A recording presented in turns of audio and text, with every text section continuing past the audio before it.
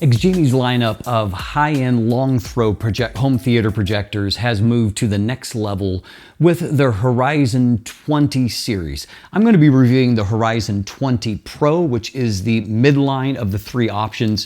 And these three options come with the standard at 3200, not ANSI, but ISO lumens, so a massive amount of output. The Pro series that I'm reviewing is 4100 lumens, and then there is a max unit available that will take you all the way up to a whopping 5700 ISO lumens. These are very high-end, high-quality projectors that are able of putting out an amazing picture, even in a brighter room, like what I'm displaying here right now with a spotlight on myself.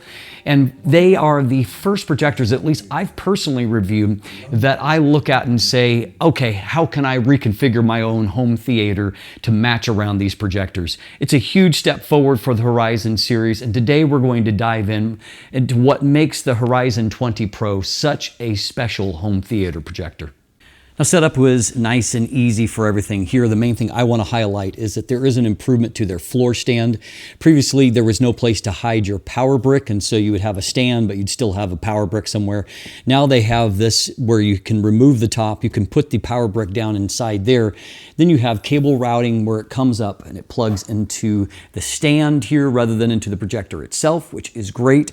And also then you just have the end of the power cable coming out that you can plug in, and you have roughly around 5 feet to work with. After that, it's just a simple matter of mounting the actual projector onto the stand itself with its integrated stand, which is really as simple as just tightening down, lining it up and then tightening down a tension knob there until you have a very stable surface where it's not going to be easily knocked over and protect your expensive projector.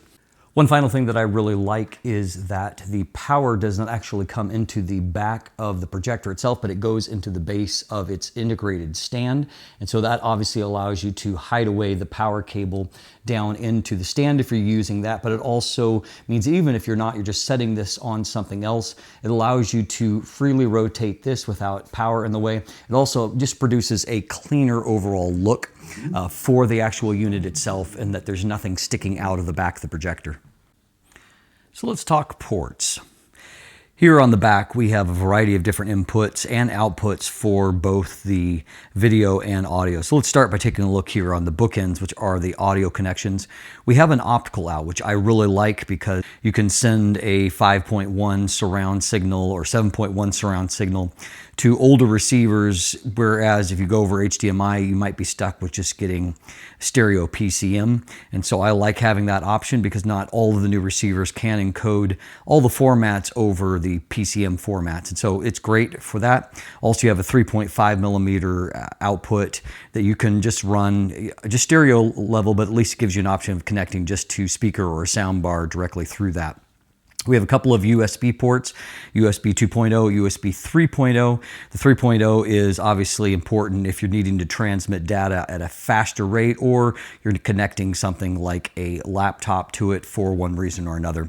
We also have two HDMI ports, and so one of those is going to be the eARC, which will allow you to have all the eARC communications and, unified remote control, things like that, audio, all of those things. And then a secondary HDMI port, and so you can have multiple things attached, multiple devices attached at the same time. Then finally, we just have here just our basic power button. Now, what isn't here is any kind of actual physical controls for controlling play, pause, things like that are integrated onto the actual chassis of the projector itself, and so you're going to have to rely on the remote. All right, let's talk specifications for this bad boy here. Main thing that is the highlight here is that we have a huge upgrade when it comes to the lumen output, the overall intensity of the projector itself, relative to previous units in the Horizon series. For example, the previous Horizon Pro unit, not the Horizon 20 Pro, but the Horizon Pro unit, it was able of outputting somewhere, I think, in the range of 1800 lumens, whereas here the Pro unit is now all the way up to 4100, and that's not ANSI lumens, that is ISO lumens. And the ISO lumen standard is far more exacting than what the ANSI standard is, and so that means that if you're talking ANSI lumens, it would be even brighter. Basically, the three models are scaled above all else by their output. And so the basic Horizon 20 has an output of 3200 lumens, which is still basically double what the units had previously. This Pro unit has 4100 ISO lumens. And then if you go to the Max unit, the most expensive and the most powerful, you're talking 5700 ISO lumens of output, which is truly extraordinary, particularly in a projector this size. As you can see, it's really not all that physically large. So very impressive in that regard. Native resolution here is 3840 by 2160 or 4K. It does have the IMAX certification, as you can see, which means that you are able to display up to 26% more area. And so certain content that has been filmed in IMAX, you're going to be able to see it as the director intended, as it was shown in the theater, as opposed to the way that it's typically shown on home theater. So that's very cool. It supports Dolby Vision, HDR10+. There's a filmmaker mode, which will adjust, if it's encoded, will adjust to the original frame rate, aspect ratio, color, brightness, all of those things to give you a look at how the director intended the movie to be viewed. Now, the threshold for your basic kind of low-level contrast ratios for projectors is 1000 to 1 or 2000 to 1.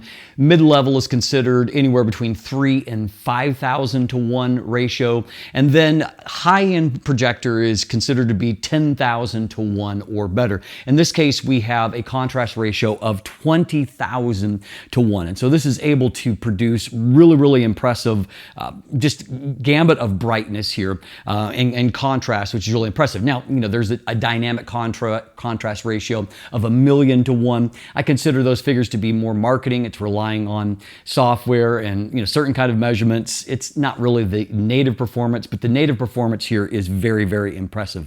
It does have eye protection, and so if you have that enabled, if someone walks in front of the projector, it will dim down, and so it's not damaging to the eye. This is really, really bright, remember. And it also has something really cool, and that is that it is an uninterrupted auto keystone. And so as you can see here, as I move the picture around, it is automatically adjusting as it goes, rather than having to have some separate sequence with a grid pattern where it makes that adjustment. So I found that to be very cool. It also has things like an intelligent screen alignment and obstacle avoidance to help you to get the best picture. Also here is we have this new red ring, which kind of sounds like Canon L series to me, but they have a newly designed red ring lens here, which has a number of optical elements. It's just like a typical lens design, but what it's given you is an actual optical zoom that will allow you to adjust according to your, to be able to scale in and out to make sure that you're getting the proper framing for your screen. So giving you some flexibility as to where you place the projector, but doing that without any loss of quality. There's also a digital zoom as well, but that optical zoom is really a difference maker for that. So we have a throw ratio of 1.2 to 1.5 to 1, and so some flexibility with how you're going to scale the image that way. They say that this can throw an image anywhere between 40 inches up to 300 inches. You can see the breakdown here of the kind of lighting conditions where they claim that can work. This is the first projector that I've personally tested I think can exceed my 100-inch screen and could actually probably go up to that 200-inch frame. Typically the 300-inch or whatever is the top figure thrown out by a projector manufacturer, I kind of disregard that because that's only in maybe the most optimal conditions and if you're willing to accept a reduced picture quality to get a bigger picture. So in this case, however, I think that you very legitimately could do the 200-inch, and maybe if you went up to the max, you probably could do even up to that 300-inch. Pretty impressive there.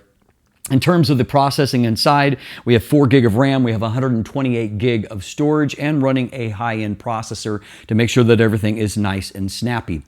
Up front here, we do have built into it, we have 2 Harman Kardon speakers built in, rated at 24 watts, that's 12 watts each. That doesn't sound like a lot, I understand, but for an actual projector sound, the sound is surprisingly robust and room-filling. Bridge is over.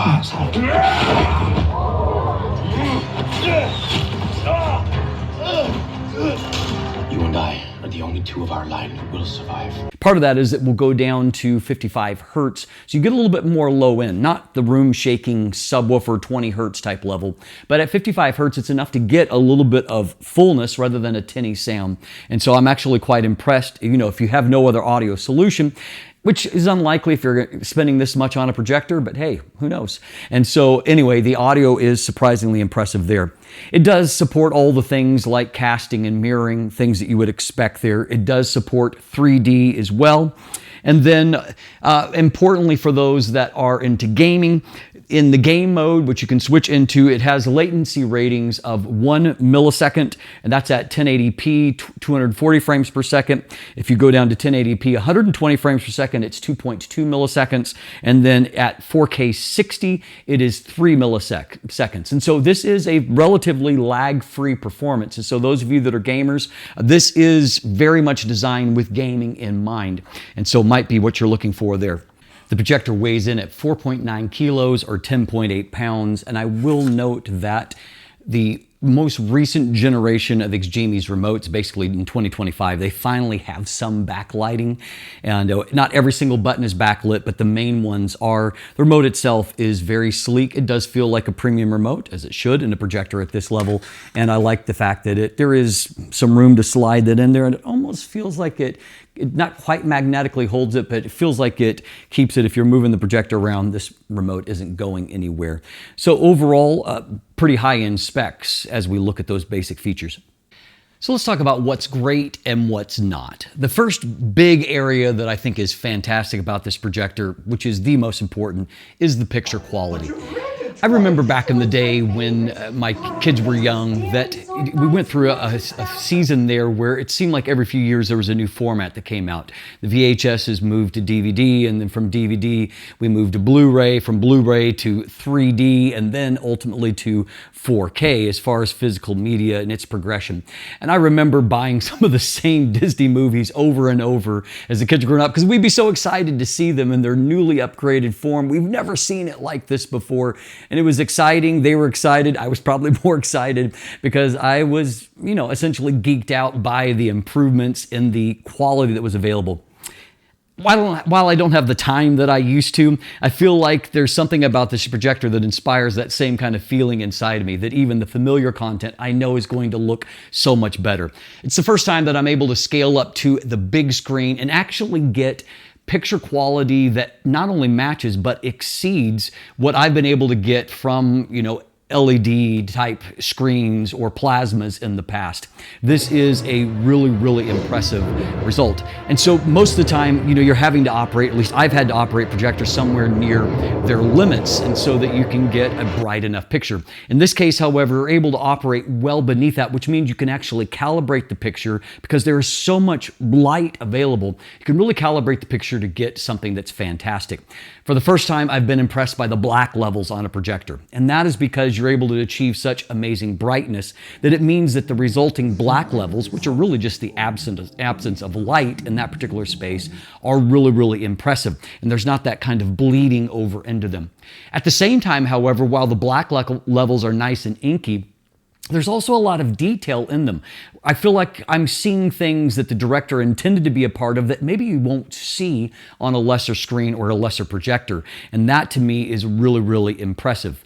Colors are also really, really rich. And there's just, as you watch content on it, it just stands out as being vibrant and alive, but also accurate at the same time. You do have a tremendous amount of control, more so than I've seen on any projector before.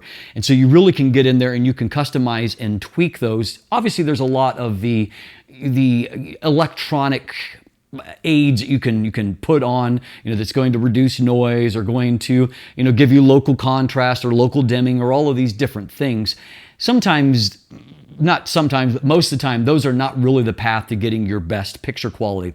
But here you do have a lot of finite controls over color calibration, over controlling the amount of light and contrast and brightness and the ways of getting to that are going to allow you to tweak the picture quality until you look over, as I am right now, at something that say, wow, that looks really, really fantastic. And so above all else, it was that picture quality that stood out to me. I also found that with the HDR type content that you really are able to get an amazing amount of variation of luminosity there. In watching House of David, for example, there was torches flickering in some night scenes, and not only did the night scenes look nice and inky black, but as those torches or the fire would flicker sometimes, it would be so bright that you're almost blinking from it.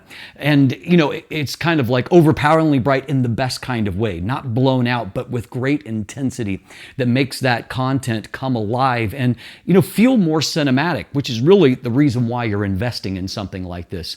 And so above all else, it is the picture quality that really, really impressed me on it. Also, too, really the sound quality is quite impressive as well. Now, hopefully, if you're going to invest in this kind of projector, you do have a higher end, audio options available to you. But even if you don't, the two 12-watt Harman Kardon speakers in here, and then the design of the acoustic chamber makes for a surprisingly good sound experience that does fill the room quite well. And that ability to go down to 55 hertz, it's not going to get you to the room shaking 20 hertz of a typical subwoofer, powered subwoofer. But what it is going to do is to give you enough of that sound fullness to where it doesn't sound tinny. I found that pretty quickly I stopped thinking about the audio when we tested it using that. And that to me is impressive in and of itself. During the same period of time, I actually bought a Yamaha soundbar off of Amazon just to kind of play with. And I listened to it for a couple of hours and I returned it because frankly, it didn't sound any better to me than what the sound coming out of this is. And so, obviously to have that kind of sound quality in a projector it's pretty nice. And so I appreciate that.